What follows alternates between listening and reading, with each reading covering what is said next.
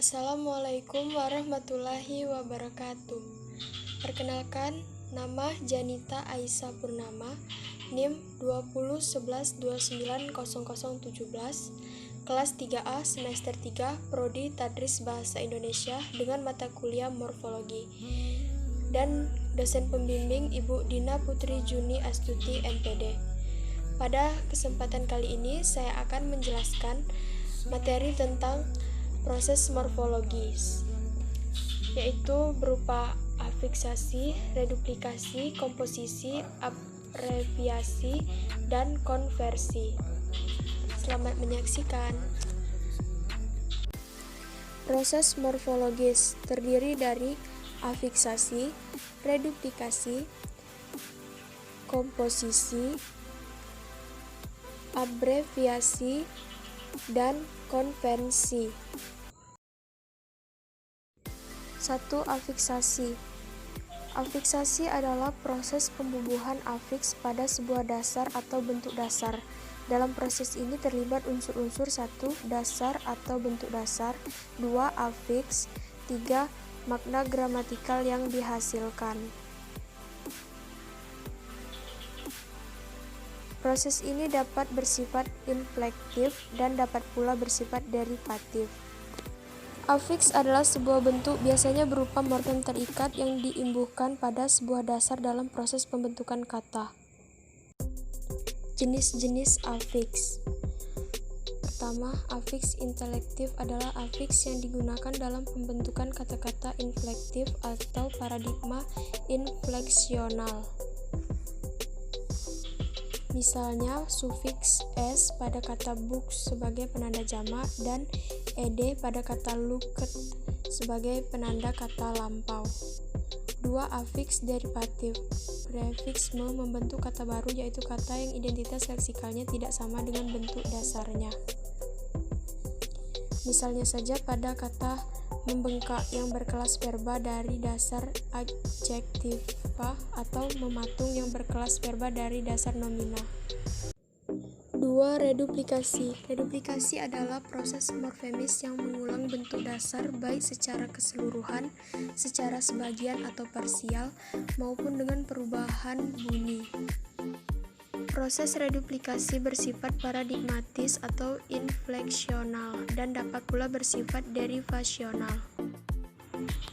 Khusus mengenai reduplikasi dalam bahasa Indonesia ada beberapa catatan yang perlu dikemukakan, yakni: pertama, bentuk dasar reduplikasi dalam bahasa Indonesia dapat berupa morfem dasar seperti meja yang menjadi meja-meja, bentuk berimbuhan seperti pembangunan yang menjadi pembangunan-pembangunan, dan lain-lain. Kedua, bentuk reduplikasi yang disertai afiks prosesnya mungkin proses reduplikasi dan proses afiksasi itu terjadi bersamaan seperti pada bentuk bertonton dan bermeter-meter.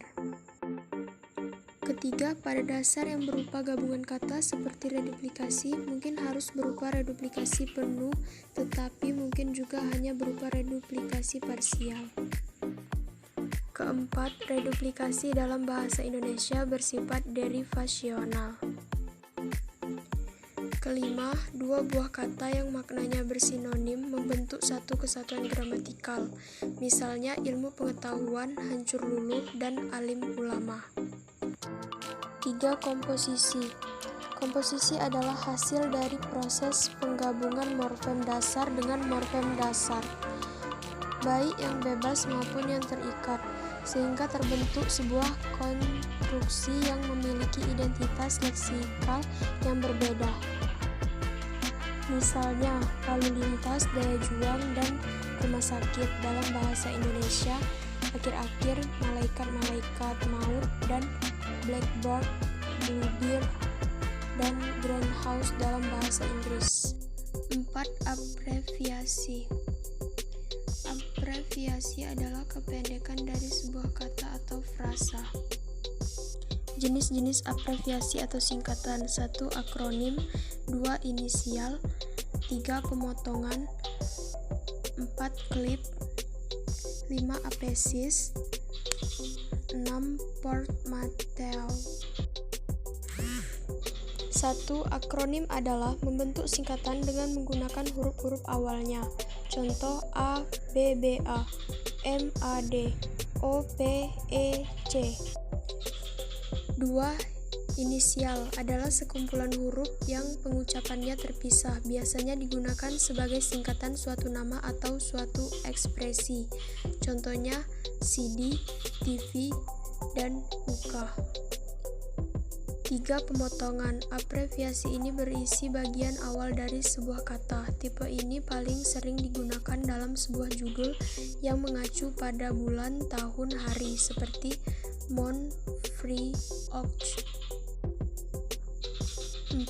Klip digunakan untuk membentuk singkatan, dapat diambil dari tengah atau akhir kata seperti phone, telepon, fridge, refrigerator. 5.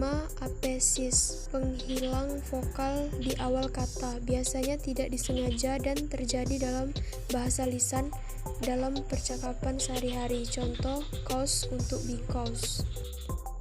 6.